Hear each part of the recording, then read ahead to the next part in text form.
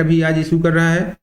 चलिए हम कंटिन्यू करते हैं अपने आज का जो हमारा पोर्शन होने वाला है वो भाषा का होगा। भाषा में हमने बताया भी आपसे 4 गद्यांश आज सॉल्व करेंगे, पढ़ेंगे। तो ये रहा हमारा पहला अनुच्छेद। पहला अनुच्छेद पढ़ते हैं। जैसे इंग्लिश में आप इसको अनसीन पैसेज बोलते हैं, तो हिंदी में इसको क्या बोलेंगे? अनुच्छेद बोलते हैं। चलिए अनुच्छेद का पढ़ने पहले बेटा ये थोड़ा सा मैं डिस्कशन करना चाहता हूँ, चर्चा करना चाहता हूँ। जो भी नवोदय विद्यालय के एग्जाम देंगे, सैनिक स्कूल जो भी एग्जाम देते हैं, भाषा के संबंध में जब अनुच्छेद आप सॉल्व करते हैं तो अनुच्छेद पढ़ने से पहले बेटा आपको उसके क्वेश्चन पढ़ने हैं। क्वेश्चन क्या है उसके आधार पर हमें अनसीन पैसेज को रीड आउट करना है। तो क्वेश्चन अनसीन पैसेज पढ़ने से पहले हम क्या पढ़ लेते हैं? चलिए क्वेश्चन देखते हैं। इस अनुच्छेद में कौन कौन से क्वेश्चन दिए हुए हैं। देखिए पहला क्वेश्चन दिया गया है इसमें, लोग भारत आया करते थे। पहला देखिए क्या दिया गया है, लोग भारत आया करते थे। इसके क्वेश्चन के आंसर है माल बेचने के लिए, आनंद के लिए, शिक्षा देने के लिए या शिक्षा प्राप्त करने के लिए। सेकंड क्वेश्चन इसका, भारत विद्या का केंद्र था क्योंकि, ठीक है, इसकी सभ्यता प्राचीन थी, यहाँ एक केंद्रीय स्थान था, यहाँ अत्यंत कुशल कारीगर थे, यहाँ महान गुरु थे। थर्ड क्वेश्चन इसमें पूछा गया है, भारत इनका भी केंद्र था, संगीत एवं नृत्य का, विज्ञान एवं प्रौद्योगिकी का, व्यापार एवं वाणिज्य का, कला एवं संस्कृत का। अगला क्वेश्चन से पूछा गया है, व्यापारी भारतीय वस्तुएं खरीदने आते थे क्योंकि वे वस्तुएं सस्ती थी, प्रसिद्ध थी, महंगी थी, उपयोगी थी। इस गद्यांश के लिए उपयुक्त शीर्षक सबसे उपयुक्त होगा। तो इस तरीके से पहले जब भी एग्जाम आपका होगा तो उससे पहले आपको क्या पढ़ लेने हैं? क्वेश्चन पढ़ लेने हैं, ताकि जब आप गद्यांश पढ़ो तो गद्यांश पढ़ने के बाद आपको क्या क्या क्वेश्चन पूछे गए वो माइंड में रहे और उनका तुरंत आप उस पर क्वेश्चन कर पाओ। इससे आप टाइम मैनेजमेंट कर पाएंगे, थोड़ा सा समय बचा पाएंगे। अब हम पढ़ते हैं अपना पैसेज पढ़ते हैं। देखिए भारत, इसमें लिखा है भारत के सभ्यता संसार की प्राचीनतम सभ्यताओं में से एक है। विद्या का केंद्र होने के कारण अनेक देशों से लोग यहाँ के महान गुरुओं के पास शिक्षा प्राप्त करने आते थे। तो देखिए पहला क्वेश्चन आ गया, लोग भारत आया करते थे, किस लिए आया करते थे? शिक्षा प्राप्त करने के लिए। तो जो पहला क्वेश्चन हमारा 76 नंबर इसमें दिया गया है, इसका पहला आंसर क्या मिल गया हमें? शिक्षा प्राप्त करने के लिए। ठीक है, भारत में लोग आया करते थे शिक्षा प्राप्त करने के लिए। आगे पढ़ते हैं हम इसको, शिक्षा प्राप्त करने के लिए आते थे। फिर इसके आगे से देखते हैं, उन दिनों भारत व्यापार एवं वाणिज्य का भी एक केंद्र था। अगला क्वेश्चन देखिए आगे जल्दी हमारा आ गया, भारत विद्या का केंद्र था क्योंकि इसकी सभ्यता प्राचीन थी, यहाँ एक केंद्रीय स्थान था, यहाँ अत्यंत कुशल कारीगर थे, लोक नहीं रहा है सर, यानी कि लोक नहीं रहा। मैं समझ नहीं पा रहा बेटा क्या पूछ रहे हैं आप। चलिए इसको मैंने और थोड़ा सा स्क्रीन बड़ी कर दी हुई है। ओके, अब दिखाई दे रहा है, स्क्रीन विजुअल है। तो देखिए, हाँ वेरी गुड, 76 का सी होगा। नेक्स्ट क्वेश्चन में देखिए, आगे हम पढ़ते पैराग्राफ पूरा पढ़ लेते हैं। हाइलाइटर का उपयोग करते हैं हम इसमें। देखिए, उन दिनों भारत व्यापार एवं वाणिज्य का भी केंद्र था, भारतीय वस्तुएं विश्व भर में प्रसिद्ध थीं, पूर्व तथा पश्चिम से व्यापारी स्थल मार्ग तथा समुद्री मार्ग से भारतीय माल खरीदने आते थे। अब क्वेश्चन देखिए, भारत विद्या का केंद्र था क्योंकि इसकी सभ्यता प्राचीन थी, यहाँ एक केंद्रीय स्थान था, यहाँ अत्यंत कुशल कारीगर थे, यहाँ महान गुरु थे। तो 77 का ऑप्शन क्या हो जाएगा हमारा? करेक्ट ऑप्शन हो जाएगा डी, क्योंकि यहाँ पे शिक्षा प्राप्त करने आते थे, यहाँ महान गुरु थे। फिर देखिए अगले पैराग्राफ को पढ़ते हैं आगे हम। भारत अब फिर वाणिज्य और उद्योग का केंद्र बन रहा है, अनेक देशों को भारतीय वस्तुएं भेजी जाती हैं, अनेक देशों को भारतीय वस्तुएं भेजी जाती हैं, भारतीय तकनीशियन एवं वैज्ञानिक भारत से बाहर अनेक देशों में काम कर रहे हैं। ठीक है, तो अब हम क्वेश्चन को और एक बार रिपीट कर लेते हैं। थर्ड क्वेश्चन देखिए हमसे क्या पूछा गया यहाँ पे, भारत इनका भी केंद्र था, किसका? संगीत एवं नृत्य का, विज्ञान एवं प्रौद्योगिकी का, व्यापार एवं वाणिज्य का, कला एवं संस्कृति का। तो 78 का हमारा ऑप्शन क्या होगा? 78 का ऑप्शन हो जाएगा हमारा सी। पैसेज में आया था देखिए, व्यापार एवं वाणिज्य का, हमने पढ़ा था यहाँ पे देखिए, व्यापार वाणिज्य का केंद्र था, भारत किसका? वाणिज्य और उद्योग, इसी का केंद्र बन रहा है। तो पैसेज में जो हमारे क्वेश्चन आए हैं उन्हीं के आधार पर हम इनको पढ़ेंगे। चलिए नेक्स्ट क्वेश्चन देखते हैं 79 नंबर का। 79 क्वेश्चन देखते हैं। व्यापारी भारतीय वस्तुएं खरीदने आते थे क्योंकि वे वस्तुएं क्या थी। पढ़ते हैं इसको पैसेज को। क्यों आते थे व्यापारी भारतीय वस्तुएं खरीदने? आया था कहीं ये?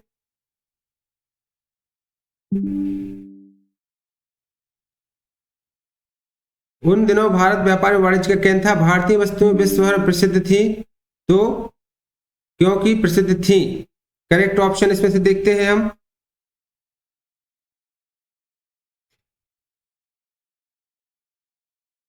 प्रसिद्ध थी, ये देखिए ऑप्शन आया हमारा पैसेज में आया है क्योंकि वस्तुएं विश्व भर में प्रसिद्ध थी। भारतीय वस्तुएं थी प्रसिद्ध, इस कारण से लोग यहां आते थे।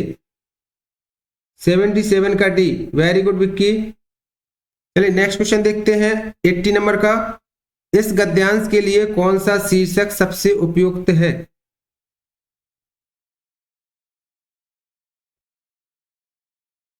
इस गद्यांश के लिए सबसे उपयुक्त शीर्षक कौन सा है, ये बताना है आपको। इस गद्यांश के लिए कौन सा शीर्षक सबसे उपयुक्त है? तो चार ऑप्शन पहले देख लेते हैं हम। विद्या का केंद्र भारत, भारत जो महान था, भारत में आने वाले विदेशी यात्री, भारत में व्यापार और वाणिज्य। तो इसका सबसे जो शीर्षक उपयुक्त शीर्षक होगा वो विद्या के संबंध में बात कर रही है। हाँ बेटा, आज नेट प्रॉब्लम कर रहा है विकी, मुझे भी ऐसा लग रहा है, बहुत ज्यादा बफरिंग हो रही है नेट पे, नेट स्लो है। हो सकता कुछ इशू हो, देखिए वो कल फिर मैं इसे सॉल्व करता हूँ। ट्राई करिए, बने रहिए थोड़ा सा वीडियो, शायद नेट थोड़ी देर में सही हो जाए। तो 80 का क्वेश्चन हो जाएगा हमारा, 80 का क्वेश्चन हो जाएगा हमारा विद्या का केंद्र। इसका उपयुक्त शीर्षक यही होना चाहिए, विद्या का केंद्र भारत, क्योंकि स्टार्टिंग में इसी से संबंधित बात की गई है। चलिए अगला क्वेश्चन हम देखते हैं। अगला क्वेश्चन क्या दिया गया है? आधा घंटे बाद स्वामी, देखिए आधा घंटे बाद स्वामी अपने पिता के कमरे में हाथ में स्लेट और पेंसिल के साथ तैयार होकर बैठ गया। पुस्तक खोली और लिखवाना शुरू किया। राम के पास 10 आम थे। ये किसने, देखिए आधा घंटे बाद स्वामी अपने पिताजी के पास कमरे के में हाथ में स्लेट और पेंसिल लेकर साथ तैयार होकर बैठ गया। उनके पिता ने एक सवाल लिखवाना चालू किया।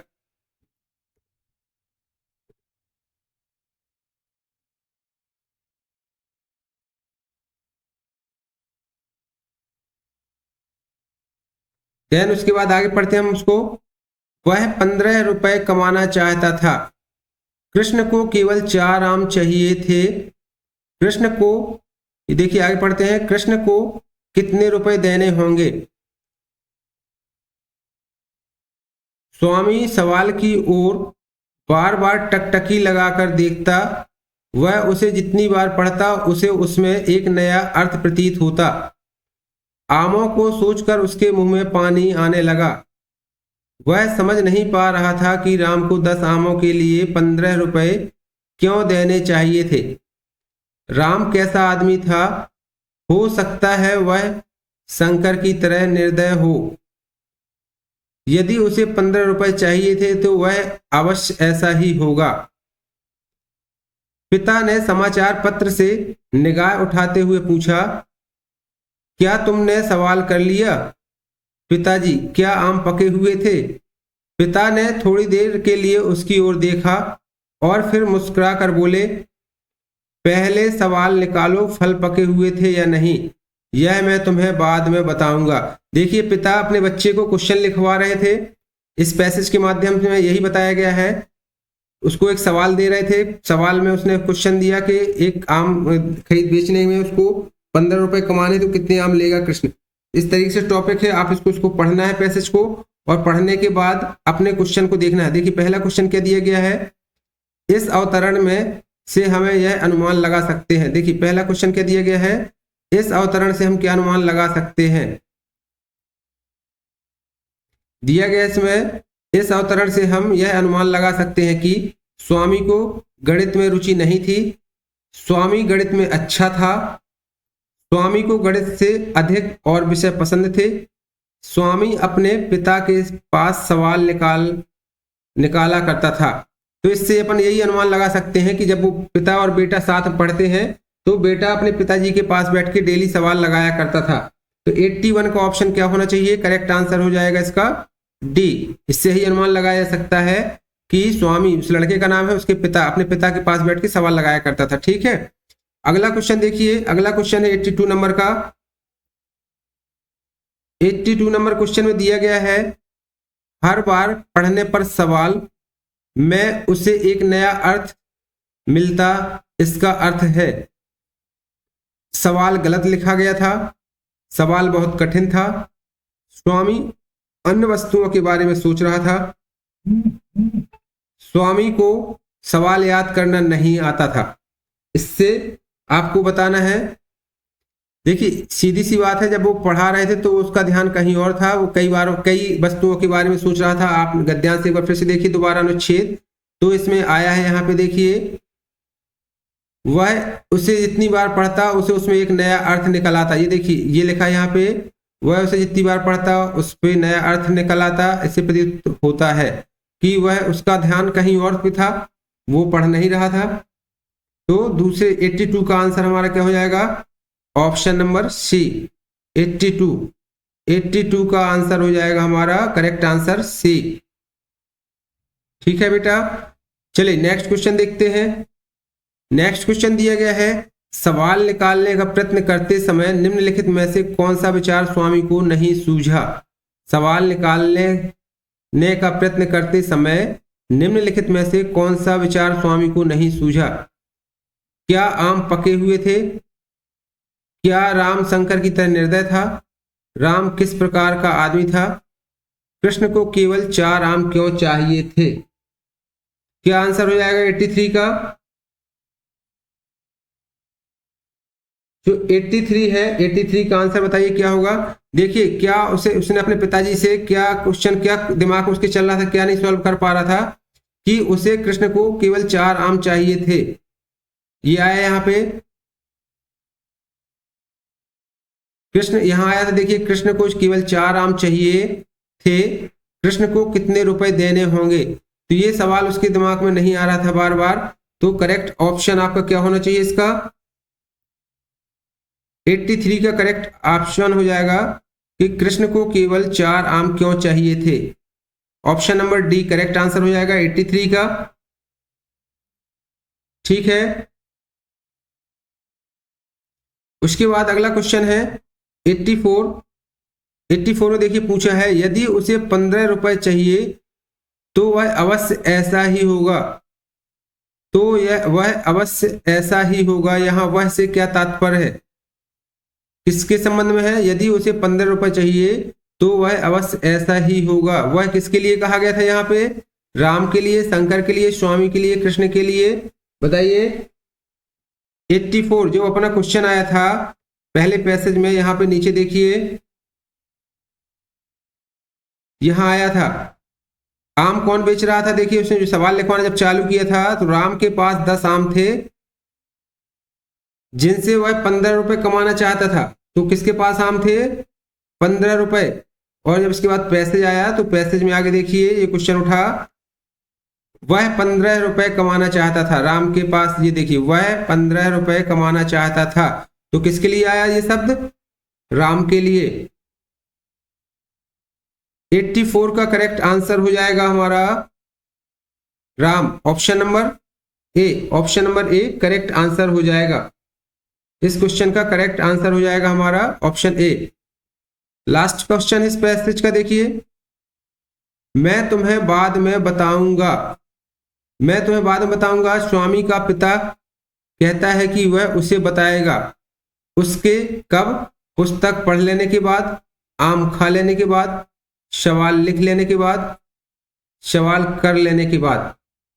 कब बताएगा उसको? क्या बात आई थी इसमें?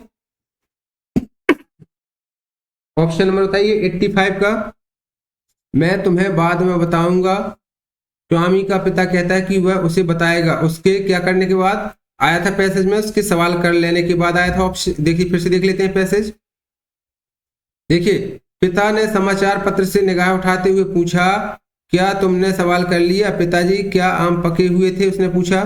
तो पिता ने थोड़ी देर के लिए उसकी ओर देखा और फिर मुस्कुराकर बोले, पहले सवाल निकालो, फल पके हुए थे या नहीं यह मैं तुम्हें बाद में बताऊंगा। तो क्या निकालने के लिए कहा? पहले सवाल हल करने के लिए कहा।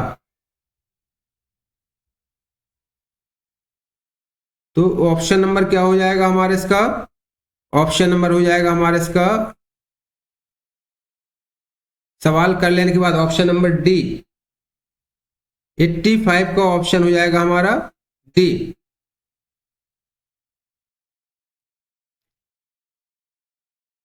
चलिए नेक्स्ट क्वेश्चन देखते हैं हम। नेक्स्ट अनुच्छेद में आ जाते हैं और अनुच्छेद नंबर 3 आ गया हमारा।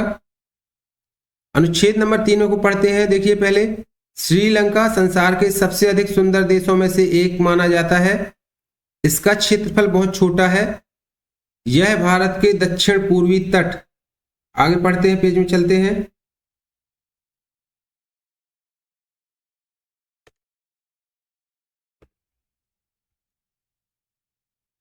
देखिए, यह भारत के समीप दक्षिण पूर्वी तट समीप स्थित है तथा पाक जल डमरू मध्य इसे भारत से अलग करता है।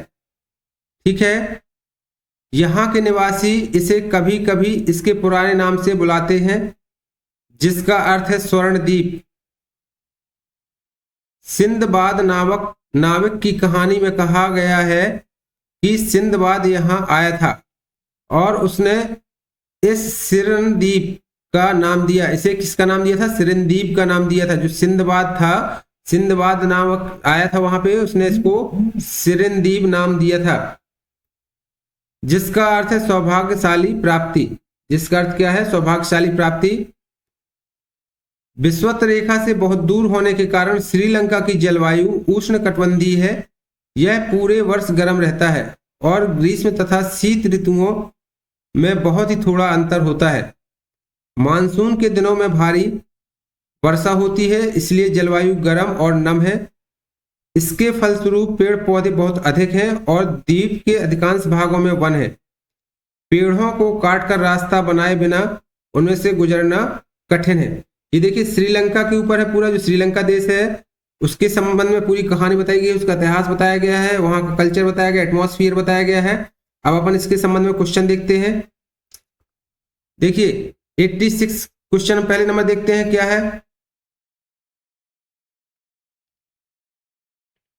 जो 86 नंबर का क्वेश्चन है उसको हम सॉल्व करते हैं। सबसे पहले पढ़ते हैं, प्रतीत होता है कि अवतरण विज्ञान की पुस्तक से है, इतिहास की पुस्तक से है, भूगोल की पुस्तक से है या नागरिक शास्त्र की पुस्तक से है।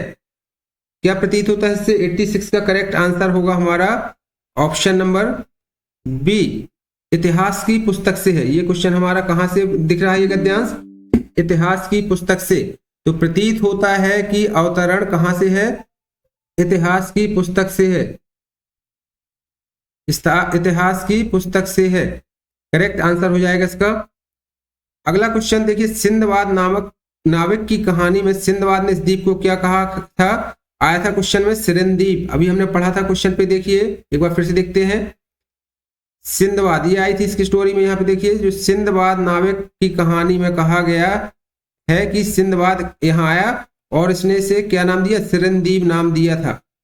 तो ऑप्शन नंबर हमारा क्या हो जाएगा इसका? ऑप्शन नंबर सिरनद्वीप, option number A correct answer हो जाएगा। अगला क्वेश्चन देखते हैं 88 क्वेश्चन। श्रीलंका की जलवायु का सबसे अधिक उपयुक्त वर्णन करने वाला एक शब्द है। क्या है यहाँ का? टेम्परेचर, जो यहाँ की जलवायु होती है कैसी होती है? अभी बताया गया था पैराग्राफ में, उष्ण कटिबंधीय। यहाँ चूंकि हमेशा गर्म और सर्दी में कोई ज्यादा खास अंतर नहीं होता है, यहाँ की जलवायु हमेशा उष्ण कटिबंधीय होती है।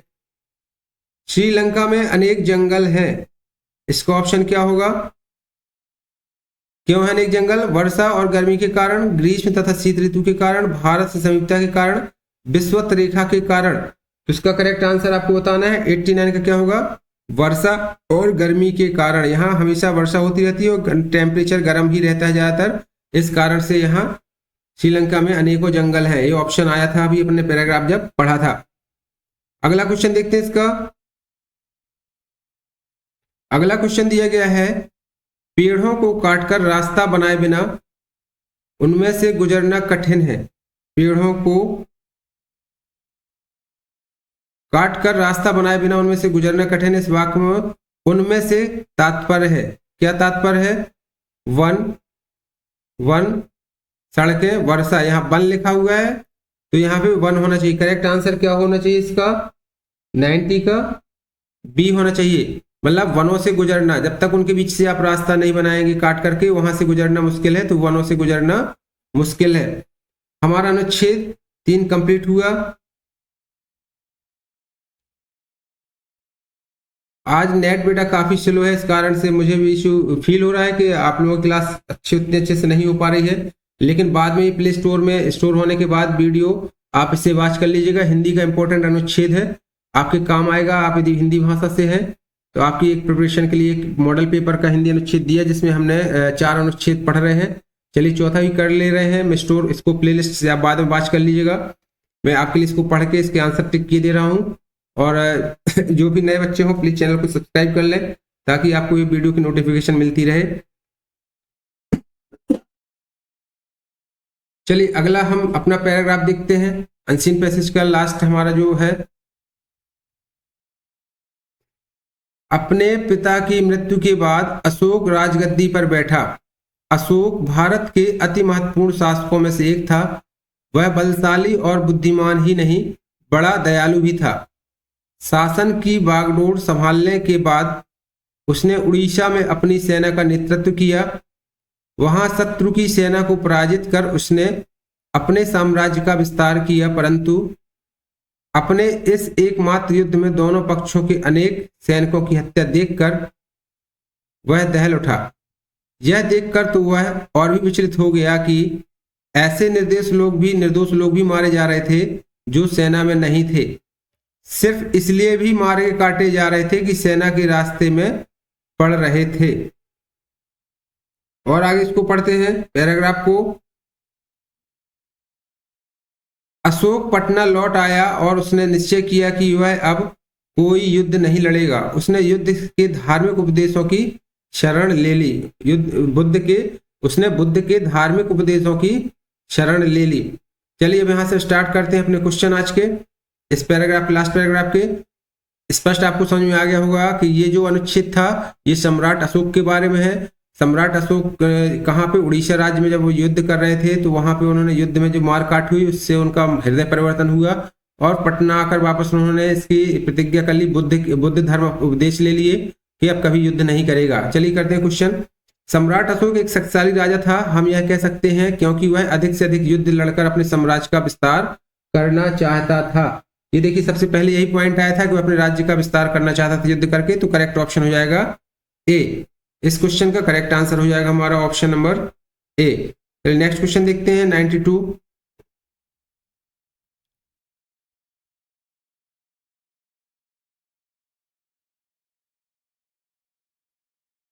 क्वेश्चन देखिए।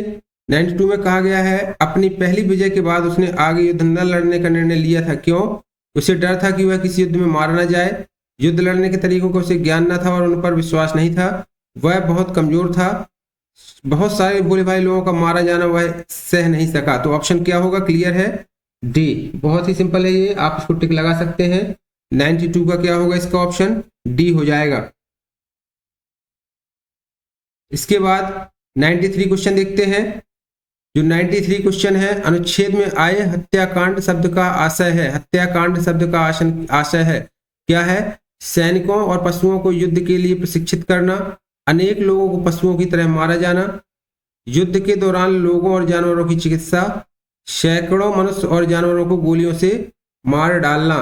तो 93 का करेक्ट ऑप्शन क्या हो जाएगा? बी। अनेक लोगों और पशुओं का मारा जाना। हत्याकांड यानी कि निर्मम लोगों का, जो बिल्कुल अबोध लोग थे उन लोगों को भी मारा जाना। तो 93 का करेक्ट ऑप्शन हो जाएगा हमारा बी। 94 क्वेश्चन दिया गया, सम्राट अशोक ने अंत में निर्णय लिया था, क्या निर्णय लिया था? विश्वविद्यालय जाकर धर्म का अध्ययन करेगा, बुद्ध का अनुयायी बन जाएगा, राजगद्दी छोड़कर संत बन जाएगा, बौद्ध भिक्षुओं के साथ किसी मठ में रहेगा। तो उसने क्या कर लिया था? बौद्ध धर्म को अपना लिया था। 94 का क्या हो जाएगा? 94 का बी, बुद्ध का अनुयायी बन जाएगा, यानी कि बुद्ध धर्म को अनुसरण करके उसी धर्म का पालन करेगा। आज का हमारा लास्ट क्वेश्चन है बेटा, निम्नलिखित में से किस वाक्य में निर्दोष शब्द उसी अर्थ में प्रयुक्त हुआ जिस अर्थ में अनुच्छेद में प्रयुक्त हुआ है? देखिए, न्यायाधीश ने कहा कि जिसे गिरफ्तार किया गया था वह निर्दोष है।